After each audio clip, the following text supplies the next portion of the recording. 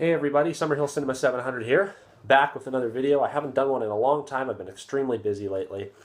But thank you to all of you who have subscribed to this channel, who watch my videos. I'm almost at 200 subscribers, which I never thought I would have ever come close to. So I really appreciate that from all of you. Thank you very much. So coming at you guys with a really cool video today, because I just got my package in the mail today from the Severin Films mid-year sale, I think it was called. Usually, I don't always participate in this sale. I participated in it last year. I got a ton of titles. I think I got over 15 titles. It might have been like almost 20. And usually, because all their Blu-rays go 50% off. But they also always release some new titles. And included in those new titles were, well, I'll get to those in a minute, but I've talked to them before. But I've got 3 titles here that I'm just extremely excited about. Before that, I got a couple CDs here, which I'm going to do separate videos on, but just to show some of the stuff I've gotten recently. This is actually a CD for 1990, The Bronx Warriors, as well as the new Barbarians, the Enzo G. Castellari film, so very happy to have that. I didn't even know this CD soundtrack existed. 1990, The Bronx Warriors is my favorite Italian post-apocalyptic film, and I love the soundtrack too, so I'm very happy to have that. And then secondly, this one's from Rock Candy Records, is it? No. La La Land Records. And it's the CD soundtrack to Friday the 13th Part 8, Jason Takes Manhattan, which I'm very happy to have because, this isn't my favorite film in the franchise. I like it a lot more than most people. Like, I really do enjoy this film. It's not my favorite in the series, but I think it's my favorite soundtrack out of all the Friday films. I just love this one. And it was filmed in Vancouver, too, which is really cool because I live right near there. On to the Severin package. I'll try to make sure I don't show my address this time. I usually do. But yeah, they packaged this stuff really well in like this, those styrofoam things that look like Cheetos. A couple bits of memorabilia here that I got. The only reason I got these is because I was like a few dollars away from free shipping, so I just added these things. One of them I don't even know what the hell it is. It's actually like, it's a pair of fangs. It says Blood and Flesh, the Real Life and Ghastly Death of Al Adamson. I think he's a director. I have no idea who he is. I know nothing about the guy. And here's a pair of fangs. Let's see here. There we go. It's like Interview with the fucking Vampire. And then it says Blood and Flesh. The same thing I said before. I don't know. Ugh. This kind of tastes toxic. And then the other thing that I have here is it's a ball. It's a ball. But it's from the movie The Changeling, which I'm sure many of you have seen. It's a great paranormal haunted house type of movie from, I think, 1980. Some of it was actually filmed here where I live, which is really cool. But it's the ball that comes down the stairs. It's a terrifying movie. I highly recommend it if you haven't seen it. But Severin put out a Blu-ray of it. So this was just a piece of, like, whatnot, memorabilia or whatever that came with, like, when you bought a particular Blu-ray set. I don't know, I just got the... They had a few additions, but anyways, it's the Changeling Ball. That's kind of cool. And again, I just got those so that I could qualify for the free shipping. Let's just pause this for 1 second. All right, now on to what you all want to see, which are the Blu-rays that I picked up during this Severin sale. Like I mentioned, not as many as I got last time, which was about 15 or 20 or something. I think I got, let's see, 4... 5, 6, 7 titles in total here. 6 of which I think are all Italian films, yeah, with the exception of 1. I think, yeah. So anyways, 7 titles here. Let's get on with them. We'll save the best 3 for last. Coming up first, film by Lucio Fulci, Enigma. I've never seen this one. This is one, I've also wanted to see Demonia, or Demonia, however it's pronounced, which was also released around the same time. I think this one came out last year on Blu-ray. I think there might have been a double disc set. This is just a standard edition. It has some special features. I don't know if the other one had more. The other one came with a slipcover, but if you've been watching my videos for a while, you know Lucio Fulci is probably my favorite director of all time. Alongside John Carpenter, it would be a tie. But that's Enigma, so really looking forward to checking that one out. Happy to finally have gotten that one. And then another one by Fulci. There's actually 3 Fulci titles here. We'll save one of them for last, so like I said, this one's called The Devil's Honey, which is apparently like a super sleazy kind of sexploitation type film, from what I've heard at least. Looking forward to checking this one out. If it's You know, they say it says on here like it's his sleaziest film or something. That's hard to believe with, like, you know, the New York Ripper. The New York Ripper is insane, but if this is sleazier than that, I'm right into it. But definitely looking forward to checking this one out. It looks insane. Yeah, so that's The Devil's Honey. Don't know too much about this one. This one's from '86, I think. Yeah. Enigma, I think, is '87, is it? '87, yeah. All right. Next up, this one's a film, I think, by Bruno Mattei. It's called Cruel Jaws. It's like a crazy Jaws ripoff.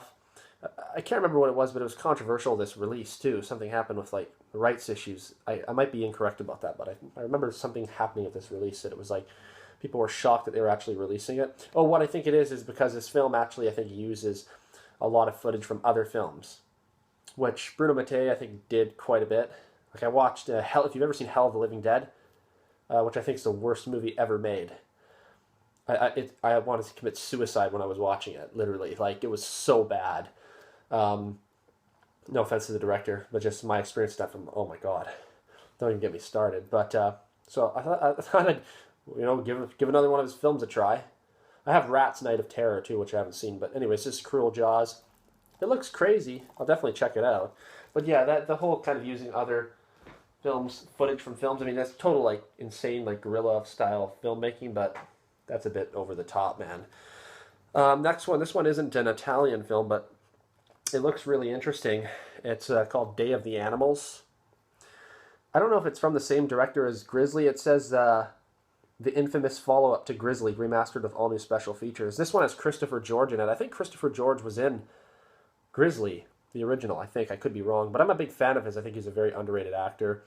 The roles that I enjoyed him most in were like Enter the Ninja and City of the Living Dead. Very underrated actor, in my opinion. Great, great actor. But yeah, I haven't seen this one. This looks insane.